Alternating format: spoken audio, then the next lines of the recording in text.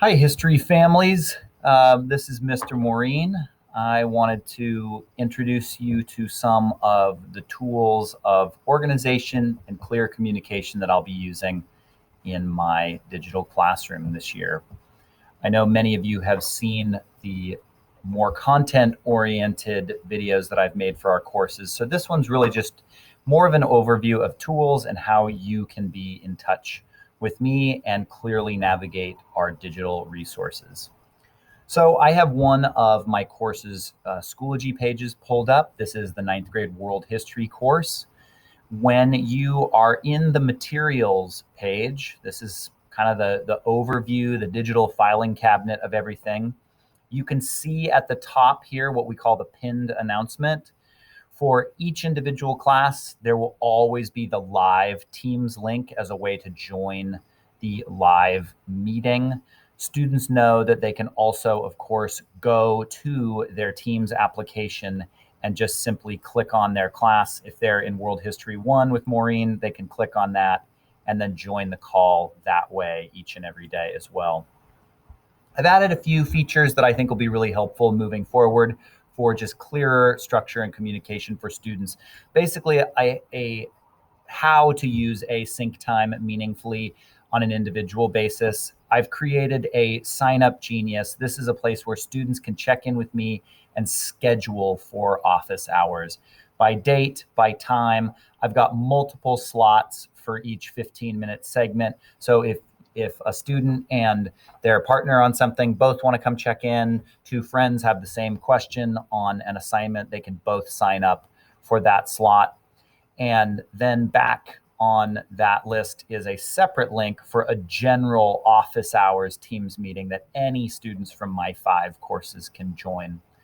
I'm also going to try to include a weekly agenda on the pinned announcement that will give you a sense of when we're talking about. Week 4 is right now, these dates, here's the theme of what we're talking about, and then a guiding question.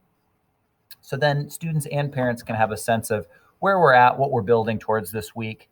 And that includes then an overview of what we're looking at during day 1 live session in class, what the asynchronous or homework time expectation is. I said this to students recently, and it's important for parents to hear that unless we're doing a big project, my expectation will be that day 1 asynchronous time work will be completed before day 2 live in class.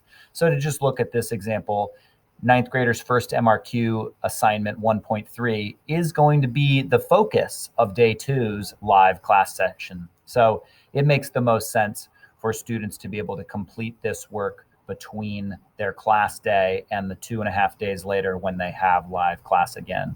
So really starting to think about day 1 asynchronous work being wrapped up by Wednesday night and day 2 asynchronous work wrapped up by Sunday night, and really trying to get into that rhythm. On my Schoology page, I'm always dedicated to having all the resources available for students. Once we start to get into many months and units of school, I'll start to nest some of these old weeks folders, but really these folders are intended to be a digital filing cabinet that you can access anytime for past due work. Even though the upcoming date of the assignment will disappear once that date is passed, you can always go back into, you can look at the source, for example, and say, hey, I'm missing an assignment from 9/20. I can go back into the folder and see where that assignment is and resubmit it. I will always take late work. Just as a final note for clarity, and I want parents to recognize this along with students, Schoology is an imperfect tool in a lot of ways, but especially in how we're trying to use it right now. So for example, I place things on the calendar for asynchronous work with an AS symbol like that as a way to show when I want students to work on it. So even though the US history class right now is viewing the debate, the first presidential debate tonight, this is a reminder right here that the debate is happening. So required viewing, the debate starts at 6 p.m.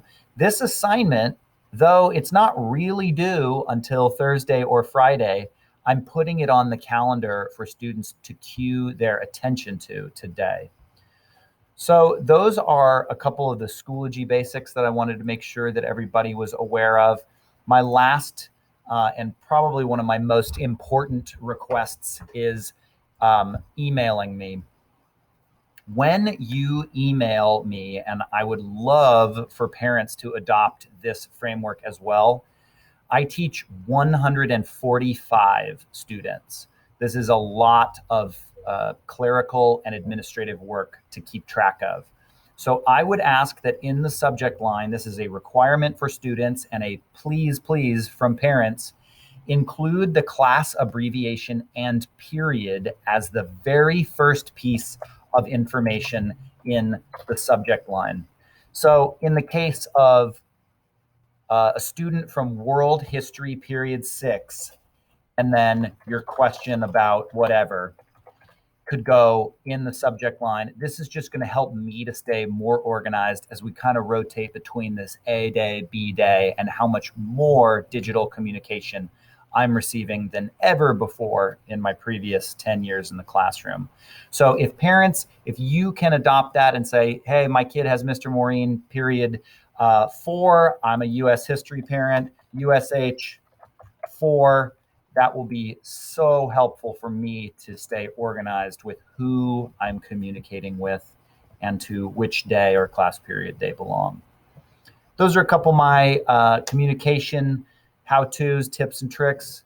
As I've mentioned to a lot of folks before, I am one of the members of the technology team here, so please feel free to reach out to me with any questions, concerns, ideas about how we can improve it and make it more clear for families.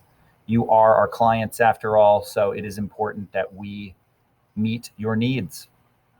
Look forward to working with all of you this year, and please be sure to check out those content syllabus videos if you haven't already.